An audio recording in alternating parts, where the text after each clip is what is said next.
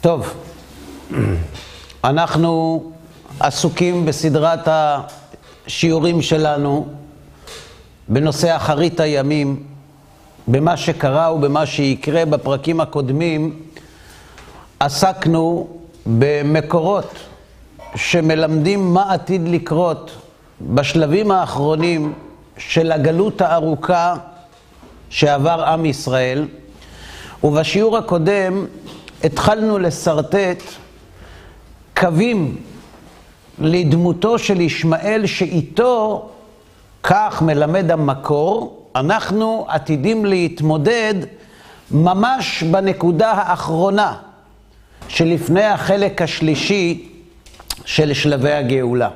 ורק כדי לרענן, למדנו בשיעור הראשון כמדומני ששלבי הגאולה, כלומר חיסול הגלות ושלבי הגאולה, התהליך הזה יתרחש בשלושה שלבים. השלב הראשון יהיה קיבוץ גלויות, השלב השני יהיה חזרה לארץ ישראל, והשלב השלישי יהיה תשובה.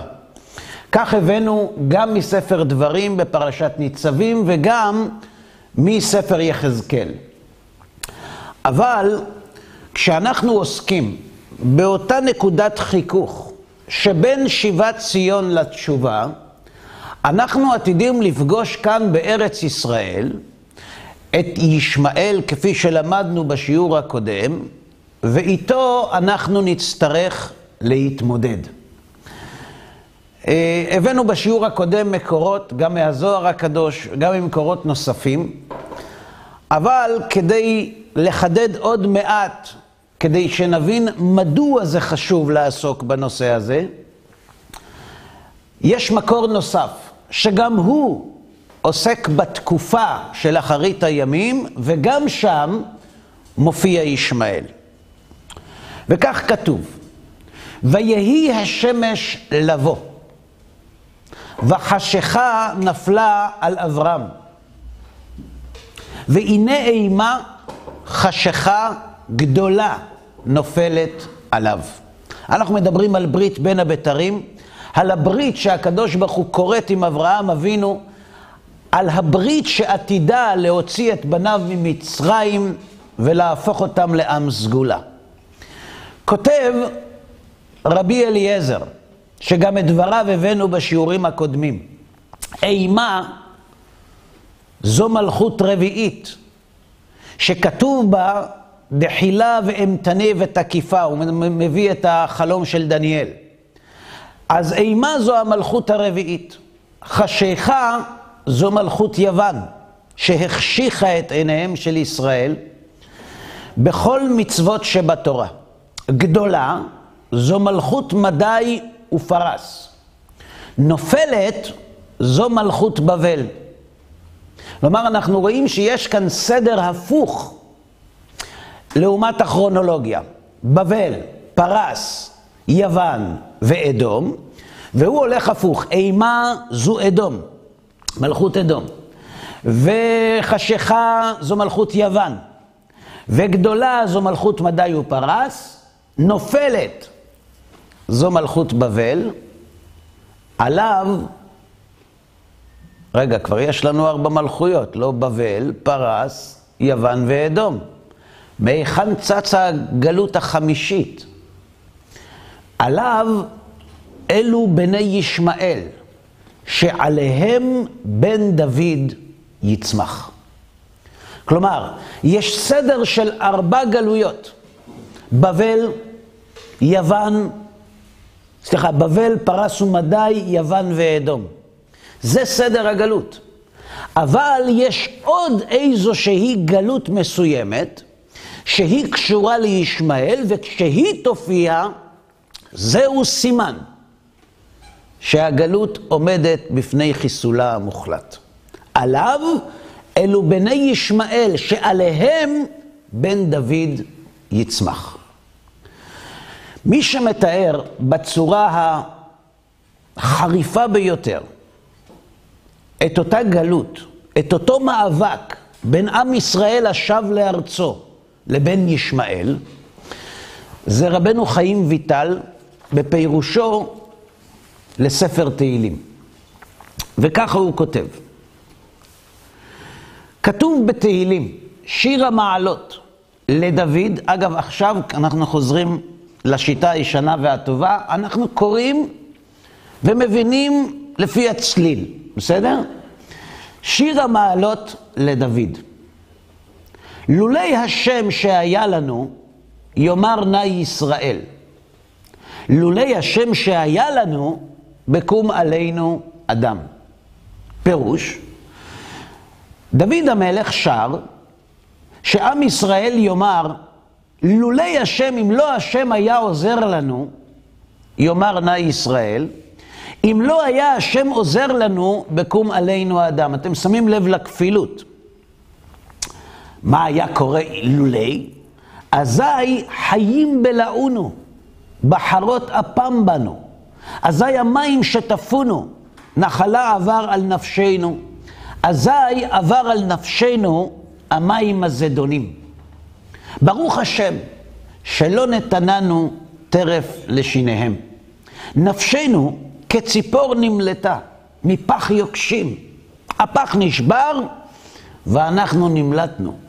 עזרנו בשם השם עושה שמיים וארץ. אם אנחנו מנסים להבין את המזמור הזה כפשוטו, בעצם דוד המלך מדבר על עם ישראל, שיודע לקדוש ברוך הוא על זה שהוא שומר עליו ושמר עליו, כי לולי עזרת השם לא הייתה לנו תקומה. זה מזמור עתיק מאוד, שמופיע בספר תהילים פרק קכ"ד. אבל אף אחד לא אומר על מה הוא מדבר, על איזו תקופה הוא מדבר, מדוע יש כפילות בתוך המזמור. ועל כך כותב רבי חיים ויטל. כבר ידעת, כי הגלויות אינם אלא 4. בבל, פרס, יוון ואדום. אבל עוד עתידים ישראל להיות באחרית הימים בגלות ישמעאל. כנזכר איפה? בפרקי דרבי אליעזר, שקראנו לפני רגע. מה קראנו לפני רגע? ועליו אלו בני ישמעאל שעליהם בן דוד יצמח. כלומר, רבי חיים ויטל הכיר את פרקי דרבי אליעזר, והוא אומר, דע לך, יש 4 גלויות, אבל יש עוד אחת, סודית.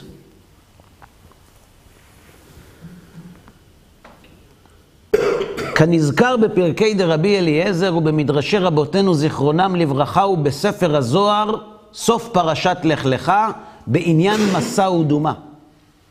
כי ישמעאל להיותו בן אברהם, ונימול נקרא פרא אדם, ולא אדם גמור, מפני שמל ולא פרה. שיר המעלות, אומר דוד המלך, לולי השם שהיה לנו, בקום עלינו אדם. על מי מדובר כאן? אומר רבי חיים ויטל בשם הזוהר הקדוש, התורה מכנה את בנו של אברהם, את ישמעאל, פרא אדם. עכשיו, פרא אדם אלה שני דברים שסותרים אחד את השני. אם הוא פרא אז הוא לא אדם, ואם הוא אדם אז הוא לא פרא. מה המשמעות של המושג פרא אדם? אז אנחנו משתמשים בשפה הרחובית שלנו, פרא אדם, אדם שאין לו תרבות, שלא יודע להתנהג יפה, שהוא לא מנומס. זו לא כוונת התורה. אומר רבי חיים ויטל, ישמעאל עשה ברית מילה או לא עשה? עשה. אבל ברית המילה שעשה ישמעאל הייתה ברית שלימה לתקופתה וחלקית לתקופתנו. בתקופת אברהם אבינו, הקדוש ברוך הוא ציווה את אברהם למול. תהליך המילה, ושאף אחד לא ילמד הלכה למעשה מהשיעור הזה, תהליך המילה מורכב כיום משני חלקים, ממילה ומפריעה.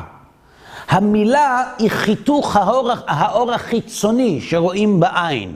אבל אחרי שחותכים את האור החיצוני, מתגלה אור פנימי דק מאוד, כמו קרום, קצת יותר עבה, ואותו צריך לקרוע ולפרוע, לגלות את הבשר. נקרא מילה ופריעה. כיום אנחנו יודעים, כתוב במשנה וכך נפסק להלכה בשולחן ערוך ביורה דעה, אדם שמל, כלומר ביצע את החלק הראשון של התהליך, ולא פרה, כלומר לא ביצע את החלק השני, כאילו לא מל. כלומר המילה מורכבת משני חלקים. בתקופת אברהם אבינו, בתקופת אברהם אבינו הייתה רק מילה. איפה נצטווינו על הפריאה? במעמד הר סיני. לכן, כיוון שישמעאל לא היה במעמד הר סיני, הוא נשאר עם המסורת שלו. לכן, מצד אחד הוא אדם, כי הוא מל. יש לו מעלה, אדם זה לא בן אדם. חביב אדם שנברא בצלם, כולל ישמעאלים, כולל אדומים, כולל פרסים, כולל יוונים, כולל בבלים, כולל את כל אלה שלא רצו שנגיע עד הלום. הם בני אדם. הם צאצאיו של אדם הראשון. ההגדרה פה של אדם זה לא כמו שאנחנו משתמשים היום, הוא לא בן אדם. המילה אדם מסמלת קומה רוחנית. יש לישמעאל קומה רוחנית יתרה על שאר אומות העולם. שאומות העולם לא מלים ולא פורעים. ואילו ישמעאל מל, אבל אינו פורע. אז מצד אחד הוא אדם. ועל האדם הזה מדבר דוד המלך. כך כותב רבי חיים ויטל לפני 420 שנה. כי ישמעאל היותו בן אברהם ונימול, נקרא פרא אדם ולא אדם גמור, מפני שמל ולא פרה. אבל שאר הגלויות הן משולות אל החיות. כלומר, כשדניאל, אני לא רוצה להאריך, אבל כשדניאל חולם, הוא חולם שני חלומות. הוא חולם על 3 חיות בלילה אחד, ועל חיה רביעית, מפלצת, בלילה האחרון. למה אומר רבי יוחנן? כי החיה הרביעית שהיא כנגד גלות אדום, היא קשה ואכזרית יותר מכל 3 החיות שראינו קודם. כלומר, גלות אדום כלפי עם ישראל תהיה אכזרית יותר מבבל, מדי ויוון גם יחד. אבל יש עוד אחת שהיא יתרה על כולם. אבל היא לא חיה. היא אדם. היא פרא אדם. כי מצד אחד ישמעאל נימול, אבל מצד שני הוא לא פורע. אז יש חיות, יש פרא אדם ויש אדם. שוב אני מדגיש, לא מדובר על תיאור ביולוגי או פיזיולוגי, מדובר על מדרגה רוחנית. אז האומות הן חיות למעשה, בהגדרה שלך. אני לא מוכן לקבל את המשפט הזה, כי היום הוא מובן בצורה שונה. אז אני חושב שאני הסברתי במדויק מה במובן הרוחני, ואני לא רוצה לצרף את המילים האלה אחת ליד השנייה, מפני שלא כל אוזן ששומעת את השיעורים תבין את הדברים בצורה הזאת, וכתוב כבר שאדם צריך להיזהר בדבריו. הנה דוד עליו השלום, נתנבא ברוח הקודש. במזמור זה, כל מה שישראל עתידין להיות בגלות הנזכרת. כלומר, לפני 420 שנה, יושב רבי חיים ויטל לכתוב, על פי המזמור בתהילים שהוא טוען שנכתב ברוח הקודש, מה דוד המלך כותב על אותה תקופה שעליה דיברנו, שמופיעה בספר דניאל, בדברי רבי משה קורדוברו, בדברי הגאון מווילנה, בזוהר הקדוש ובכל המקורות הנוספים. והנה, בהיות ישראל בגלויות 4, כלומר כל עוד עם ישראל יהיה ב4 הגלויות האחרות, הם עתידים לומר לולי השם שהיה לנו. איך זה כתוב בפסוק? פה הוא משנה קצת מהפסוק. לולי השם שהיה לנו יאמר נא ישראל. אז הוא מסביר זאת כך. עתידים לומר לולי השם שהיה לנו נא.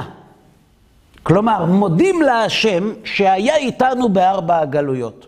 פסוק 1. כלומר, עתה בדלת הגלויות היינו עובדים לגמרי. אבל סרס את המקרא, כאילו יאמר ישראל לולי השם שהיה לנו נא, עתה באלו הדלת מלכויות. כלומר, תודה אחת על דלת המלכויות, על כל ההיסטוריה. אבל עוד יש גלות חמישי, אחרון לכולם וקשה מכולם. אתם זוכרים מה למדנו בשיעור הקודם? למדנו את רבי משה קורדוברו שאומר שהתחזקו הצרות לישראל בתכלית החיזוק. למדנו דברי הנביא החוזה דניאל שאומר והייתה עת צרה אשר לא נהייתה.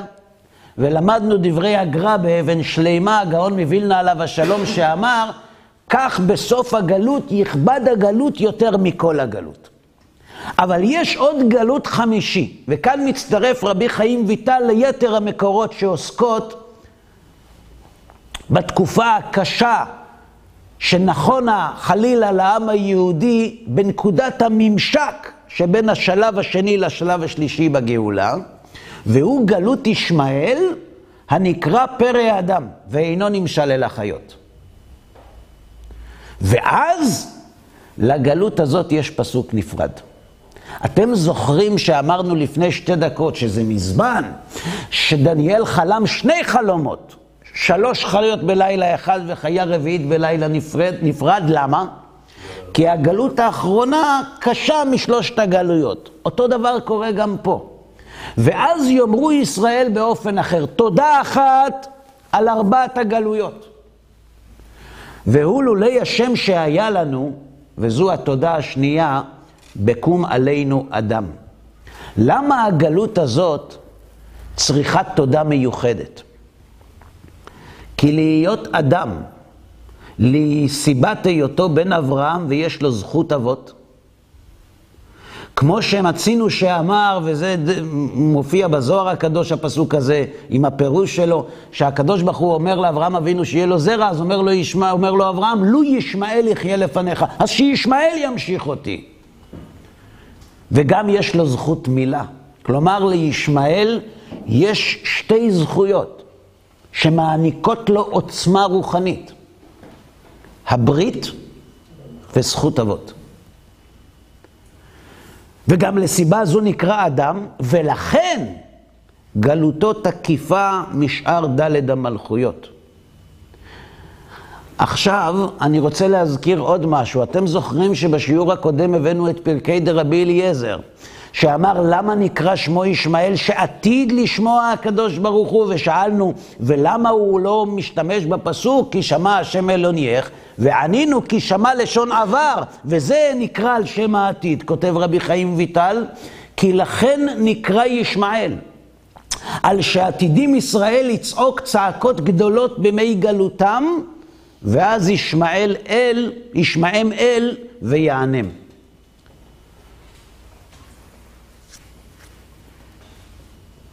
כלומר, בזמן הגלות החמישית, הוא משונה מכל מה שעבר. לולי השם שהיה לנו בקום עלינו, זו גלות מסוג אחר. למה? כי אז חיים היו רוצים לבלוע אותנו.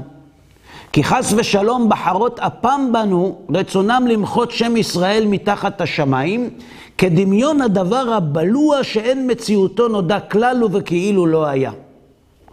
מה שאין כן, בדלת הגלויות הראשונות, אז אנחנו אומרים, אזי המים שטפונו, נחלה עבר על נפשנו, אזי עבר על נפשנו המים הזדונים. כלומר, לא סבנו נחת בגלויות האחרות, אבל נדדנו ממקום למקום כמים שוטפים. מה שאין כן בגלות ישמעאל, אשר בלעונו חיים, בהיותנו בגוף ונפש מחוברים יחד. מה שכתב בגלות ישמעאל, שרוצים להרוג נפשות וגופות, ולחלות הממון של ישראל ולבולעם חיים, ולא להשאיר להם שורש וענף. שעתיד הקדוש, מה שגם כתוב בגלות ישמעאל, שעתידים להצר את ישראל, צרות קשות ומשונות, לא נראו כמותם. כנאמר בשם רבותינו זיכרונם לברכה, שלכן נקרא שמו ישמעאל. ואם כן, אנחנו לא נדע מה נעשה, ואין לנו תקווה אחרת. כלומר, יש לנו כאן סרטוט מפחיד מאוד, אין לי מילה אחרת לומר. אם אנחנו מנסים להכניס לתוך קופסה את כל הצרות שעבר העם היהודי בארבעת הגלויות האחרונות, לבוא ולומר שגלות ישמעאל תהיה נוראה מהם, זה בעצם חס וחלילה מסיבת סיום של העם היהודי. אין הסבר יותר פשוט מזה. אבל זאת התמונה המתקבלת, אם אתם שמים לב, ממקורות שונים, מתקופות שונות, מזוויות שונות, כשאנחנו מתמקדים באותה נקודת ממשק שבין שיבת ציון לגאולה. עכשיו אני מבקש לעבור לנקודה נוספת. כיצד ייראה העם היהודי כשישוב לארצו לפני ביאת משיח? כלומר, האם יש לנו מקורות, מידע, שמתארים את המצב החברתי, את האווירה, את האנשים שיחיו באותה תקופה שעליה נאמר כל מה שלמדנו עד עכשיו? התשובה היא כן. וזה כתוב במקורות שונים. אחרי גלות ישמעאל כאילו. אני דיברתי על עם ישראל שחוזר לארצו. אז אני מצטט לכם כרגע ממסכת סוטה, פרק ט', משנה ט"ו. וכך כתוב: בעקבות משיחה, בסוף גלותנו, בעת ההיא, לקראת סוף הגלות, בעקבות משיחה, חוצפה יסגה. כלומר, החוצפה, שהיא תכונה אנושית לא ייחודית לתקופתנו, תמיד הייתה, אבל בעקבות משיכה, חוצפה יסגה. זאת אומרת, זה לא רק שתהיה חוצפה גדולה, אלא שהחוצפה תחשב למעלה. חוצפה יסגה, תרומם. כלומר, להיות ענב זה להיות אפס. עשית ולא פרסמת, לא עשית. ויוקר יאמיר. יוקר יאמיר, יש לזה שני היבטים. יוקר יאמיר, אנשים מתרגמים את זה אינפלציה. אבל אינפלציה זה עניין נקודתי וזמני. יוקר יאמיר, החיים יהיו יקרים. כלומר, רמת החיים תהיה גבוהה מאוד. היוקר יאמיר. הגפן תיתן פריה, והיין ביוקר, והמלכות תהפך למינות, ואין תוכחה. כלומר, השלטון יהיה שלטון שלא יאמין באלוה, ואין תוכחה. מה פירוש אין תוכחה? אין מי שיגיד להם לא לעשות את זה, לא להוכיח אותם. אין מי שיוכיח. בית הוועד, כלומר מקום ההתכנסות, יהיה לזנות.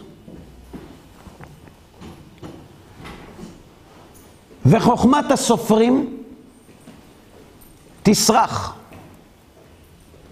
מה זו חוכמת הסופרים? התורה. ויראי חטא ימאסו, והאמת תהא נעדרת. נערים פני זקנים ילבינו, זקנים יעמדו מפני קטנים. בן מנבל אב, בת קמה באימה, כלה בחמותה, אויבי איש, אנשי ביתו. פני הדור כפני הכלב. הבן אינו מתבייש מאביו. ועל מי יש לנו להישען? על אבינו שבשמיים. אנשים חושבים שזו ברכה. זו לא. המצב יהיה כל כך נורא שבני אדם יבינו שהם כבר לא יכולים לעשות שום דבר. זה לא בא מתוך כוח, זה יבוא מתוך חידלון. כותב התפארת ישראל עליו השלום.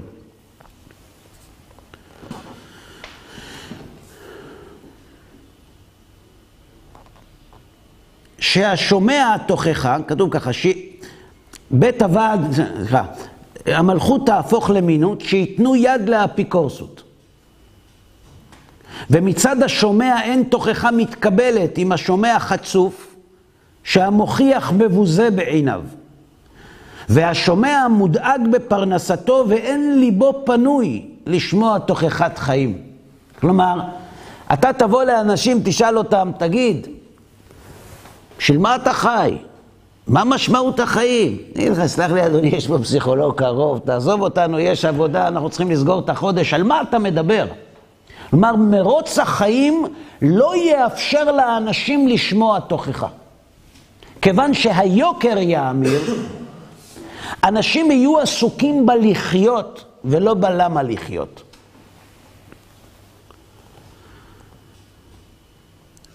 ועוד סיבה, שהשומע מובלע בשרירות ליבו. יש כמה סיבות למה לא תהיה תוכחה. א', כי השומע חצוף, כי חוצפה. מי אתה שתגיד לי? אני רוצה לשאול אתכם שאלה. תמיד היו חצופים, אבל ייקור החוצפה, זה לא איזושהי הפקרות, צריך להיות מאחוריה איזה רעיון. איזה רעיון מסתתר מאחורי החוצפה? מה זו החוצפה? החוצפה זה מי אתה שתגיד לי, נכון? רעיון זה אינטרס, מאחורי החוצפה מסתתר אינטרס. תמיד יסתתר, אתה צודק. האינטרס האישי תמיד יסתתר מאחורי התוכחה, מאחורי החוצפה. כי מה היא תוכחה? הגבל את רצונך. לא רוצה להגביל, יש לי אינטרס, רוצה להיות חופשי. התשובה היא מאוד פשוטה. אתם יודעים באיזו חברה החוצפה היא גבורה? בחברה ליברלית. החברה הליברלית מבוססת על רעיון שאין אמת. האמת תהא נעדרת. מה פירוש אין אמת? יש לכל אחד את האמת שלו. זו דעתי, זו האמת שלי. מכירים את המשפטים האלה? חיה ותן לחיות. איש באמונתו יחיה. כל אחד והאמת שלו. בחברה שבה אין אמת מוחלטת והאמת היא יחסית, אני חושב שלבוא ולומר לבן אדם, מי אתה שתגיד שאתה צודק, זו אמירה נכונה מאוד. אם אין אמת, מי שמך שר ושופט עלינו? האחד בא לגור וישפוט שפוט. כלומר, בחברה, בוא נגיד ככה, כדי להצמיח עץ שנקרא חוצפה יסגה, צריך שהאמת תהיה נהדרת. וכיוון שאין אמת מוחלטת, אין שום סיבה להתבייש. כי הרי מהי הבושה? גילוי החיסרון. ומהו החיסרון? כל מה שסותר את האמת. ואם אין אמת, אין חיסרון. אם אין חיסרון, זה אני. תכבד אותי כמו שאני. זו אני או זה אני, זו דעתי, זו הנטייה שלי, זו האהבה שלי, זה התחביב שלי, קבל אותי כמו שאני. באיזו זכות אתה פוסל מגזר שלם? באיזו זכות אתה פוסל אותי? זו חשכות. זו הפך הנאורות.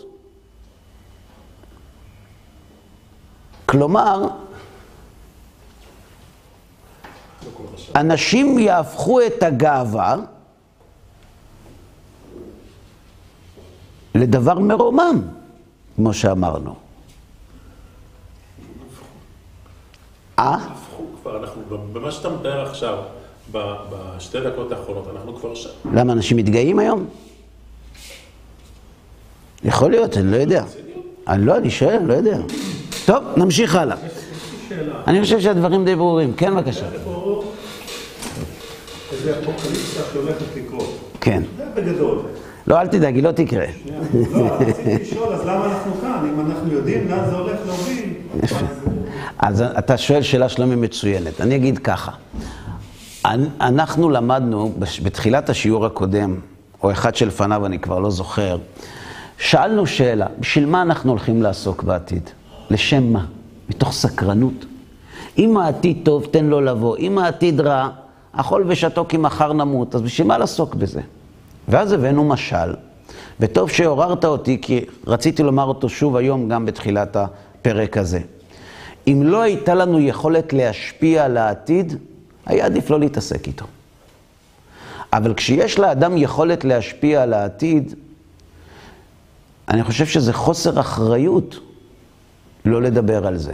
אתה רואה בן אדם, אתה רופא, אתה רואה בן אדם שיש לו היסטוריה של סכרת קטלנית במשפחה. ואתה רואה אותו ואתה בודק את הבדיקות דם שלו ואתה רואה שהמצב לא הולך להיות יותר טוב. אתה תזהיר אותו או לא? כן. אבל זה לא נעים לשמוע את זה. מי אוהב לשמוע מהרופא? תשמע, אם אתה לא תפסיק, מי אוהב לשמוע דברים כאלה מרופא? כן, אבל לשנות נבואה, אני לא נתקלתי, זאת אומרת, לפחות... אתה אומר לשנות נבואה, איך אפשר? אני רוצה לזכור את הכתוב. אנחנו נעסוק בשאלה שלך, כשנגיע למקום שבו אנחנו נאמר, אם נאמר, שאפשר לשנות את הנבואה. אבל נעסוק בזה, זו שאלה נכונה. בסדר? אז יש לנו כאן 4 מרכיבים שמלמדים למה אין תוכחה. א', כי השומע חצוף. ב', כי הוא עסוק במרוץ החיים. ג', שהשומע מובלע בשרירות ליבו. כלומר, העקשנות שלו, ההשתעבדות שלו לנהנתנות, לא תיתן לו לשמוע תוכחה. אבל אני צריך את זה. לשמור שבת? איך אפשר? ומה עם ים ולבקר את זה בלתי אפשרי. ועוד סיבה,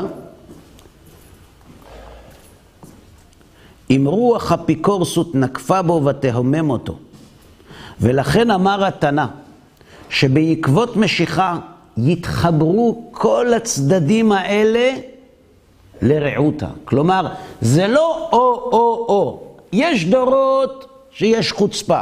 יש דורות שאנשים רצים אחרי הקיום שלהם. יש דורות שאנשים הולכים בשרירות ליבם. יש דורות של אפיקורסות, אבל בדור האחרון, לפני הגאולה, יכבד הגלות יותר מכל הגלות, לאו דווקא בשעבוד מלכויות, גם מבחינה רוחנית. שתתרבה הפריצות והחציפות, ומחמת יקרות הגדול יהיה דאגת פרנסה, ואף על פי כן ילכו בשרירות ליבם ותאוותם עד שישתכרו כיין, וגם המינות יפרוץ מאוד. ובהתחבר כל סיבות אלה, בוודאי אין תוכחה נשמעת. ולכן כתוב בפסוק, וירא כי אין איש, וישתומם כי אין סומך, ותושע לו ימינו להביא משיח בדור שכולו חייב. יש כאן תיאור לא פשוט בכלל, על מצב שבו מתנקזים לדור אחד 4 סוגים של דחפים רוחניים, שגורמים לבני אותו הדור לנפץ ולנתץ, להעביד ולשבר כל מה שקשור לאמת. ואנחנו רואים את זה. אנחנו רואים שלקראת הגאולה, ארץ ישראל לא הוקמה, מדינת ישראל לא הוקמה על ידי אנשים שומרי מצוות. מדינת ישראל הוקמה לא על ידי אנשים שאינם שומרי מצוות. מדינת ישראל הוקמה על ידי אנשים שעזבו את המצוות ונלחמו במסורת היהודית. אגב, זו הסיבה שגרמה לחלק לא מבוטל מציבור תופסי התורה, לא לכולם, להתנגד לציונות. כי הציונות נתפסה ביניהם כמחריבה ומנתצת כל מה שרוח יהודית מריחה ממנו. האם גם זה הכרחי?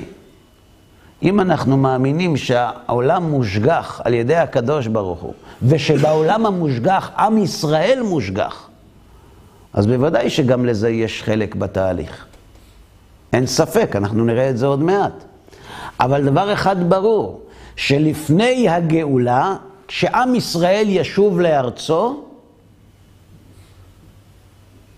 תתפרץ בצורה הרסנית רוח של כפירה, השתעבדות ליצרים וניתוץ האמת. כל זה כתוב במשנה שנכתבה לפני 1800 שנה. וכאן יש שאלה גדולה. אם מצד אחד אנחנו רואים את האויב, מצד שני אנחנו רואים את השעננות של הטרף, זה אסון. זה פשוט אסון. כלומר, מילא אנחנו נמצאים בחנוכה, מילא היו היהודים נדבקים באמת שלהם ונלחמים. אמר לי מזרחן מפורסם, אמר לי, במאבק בנהנתנות לאידיאולוגיה, מעולם הנהנתנות לא ניצחה. ולכן אירופה תפסיד. כי כשאתה נלחם בשם ערך כלשהו, גם אם הוא ערך שגוי, יש לך ערך מוסף. כשאתה נלחם כדי להגן על הנוחות שלך, התפיסה המחשבתית שלך היא שגויה. אתה מבקש להגן. יש הבדל בין קרב התקפי לקרב הגנתי. כשאתה מגן על מה שיש לך להפסיד, אתה תמיד תעשה את המינימום כדי לא לשפוך את התינוק עם המים. אז בוא נלך להסדרה. אז בוא נלך להסדר שיוביל להסדרה. בוא נשמור על המצב, כי הכלכלה מתפתחת, כי יש מה להפסיד. מצד אחד, מדובר כאן על אסון שלא היה דוגמתו, ממלכות ישמעאל. ומצד שני, אנשים שכל קשר בינם לבין מסורת היהדות ייפרם. למה? האם לא היה יותר מתאים שדווקא הדור הזה הוא זה שירים את קרן היהדות וילחם בשמה ויגן עליה? למה דווקא בעקבות משיכה, ההתכנסות לתוך אותה משבצת שבה מתרחשים כל הדברים שהזכרנו, דווקא בתקופה הזאת?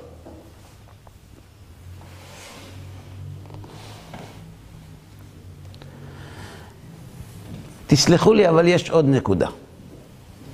אנחנו בימים שלא מספידים בהם, אבל כמו שאתה שאלת בשביל מה, אז צריך להזכיר עוד נקודה. כשבאו אל החפץ חיים עליו השלום, אחרי מלחמת העולם הראשונה, שאלפים של יהודים נעקרו ממקומם, והעוני היה גדול, וגם יהודים רבים נהרגו במלחמה, והרגו יהודים במלחמת העולם הראשונה, שנלחמו בצבאות השונים. אמרו לו, כבוד הרב, מה יהיה? מה יהיה? אנחנו מחכים, ושתבינו, זה היה עוד לפני קיבוץ הגלויות. זאת אומרת, עוד לא היה שום סימן שמשהו עומד להשתנות. לפני 120 שנה לא היה סימן לכלום. יבש. למה? הייתה את התנועה הציונית. כן, אבל זה היה ממש התחלה. אף אחד לא האמין שיצא מזה משהו. אנשים באו לכאן, למושבות הברון, ועזבו. וסיפרו בגולה שאין אפשרות להתקיים בארץ הזאת. והוציאו דיבתה. אמר להם החפץ חיים, אני אשיב לכם, אבל כדי שלא תצילנה אוזניכם, אשיב במשל. כבר נשמע לא טוב בכלל, ומאוד מסתדר עם מה שאמרנו עד עכשיו. והוא סיפר להם את המשל הבא. אתם יודעים שבחוץ לארץ היו כפרים, עיירות, עיר מחוז ועיר בירה. עכשיו, המסחר היה מתנהל בצורה הזאת. היו הולכים האנשים מהכפרים אל העיירה, היו הולכים הסוחרים מהעיירה אל העיר, והיו הולכים מהעיר אל העיר הגדולה ליריד. כן, היה שוק גדול, היו באים, מוכרים, זה קונה את זה, זה קונה את זה, כך היה נהוג. עכשיו, היו אנשים שהקניין שלהם לא היה גדול, היו לקחים איתם את צרור כספם, מחביאים אותו, ומתפללים שלא יפגשו אותם שודדים בדרך, והיו הולכים וקונים. אבל הסוחרים הגדולים לא היו הולכים עם כסף עליהם, כי הם חששו שישדדו אותם. לכן, היו סיטונאים בפרברים של העיר הגדולה, שהם היו מוכרים את הסחורה לסיטונאים, שהיו הולכים לעיר הגדולה ומוכרים אותה לקמעונאים שבאים מהכפר, ועושים את הרווח של ההפרש. עכשיו, הם היו לוקחים בהקפה, וכשחוזרים, היו משלמים וחוזרים לביתם עם הרכוש. כן, חופשית יחסית.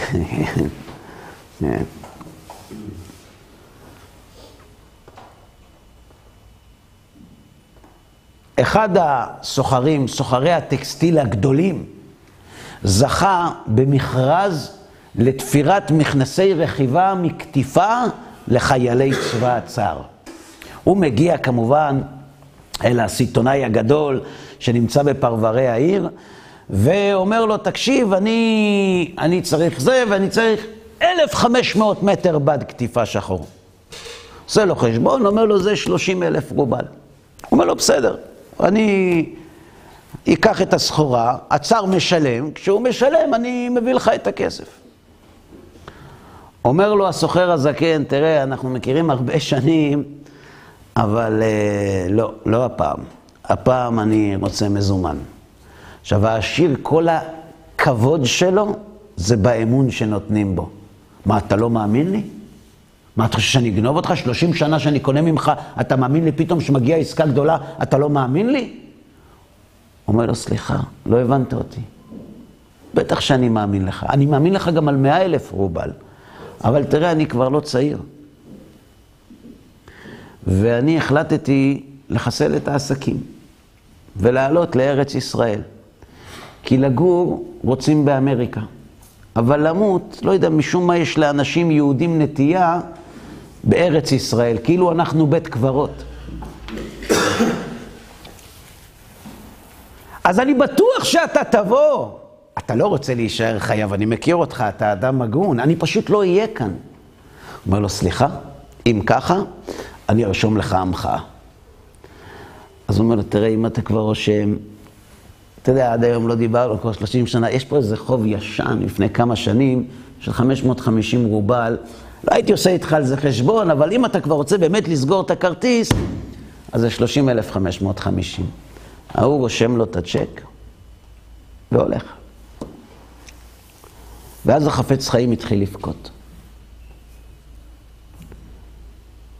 אמר להם, תראו, עם ישראל, ממתן תורה, עברו עליו תהפוכות רבות.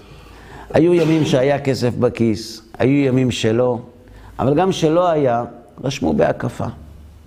היו ימים שקיימנו מצוות, היו ימים שלא קיימנו, אבל הקדוש ברוך הוא מעריך אף. וכך היה לאורך כל הגלות. אבל עכשיו, הקדוש ברוך הוא סוגר את החנות. והוא מתכנס לארץ ישראל, לקראת הגאולה. לכן אין יותר בהקפה. ומי שקונה, צריך לשלם במזומן. ואם כבר משלמים, אז יש גם כמה חובות ישנים מגלגולים קודמים, שגם אותם צריך לסגור. ולכן אמר החפץ חיים, מה שראיתם במלחמה הזאת, הוא כאין, הוא כאפס, לעומת מה שיקרה בפעם הבאה.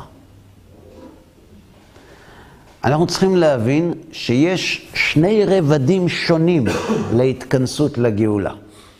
הרובד הרוחני והרובד הפיזי. אנחנו נתכנס מן הגלות לארץ ישראל, ומבחינה פיזית יחכה לנו כאן ישמעאל. אנחנו נתכנס מן הגלות מבחינה רוחנית, אבל לאן? ליראי חטא ימאסו. לחוכמת הסופרים תסרח. למאבק בהדתה. לאנשים שיפריע להם. יפריע להם ממש, בציפור נפשם יפריע להם, שמלמדים ילדים להגיד שמע ישראל. יפריע להם. כנסייה לא יפריע להם. כי זה יפה. יהדות תפריע להם.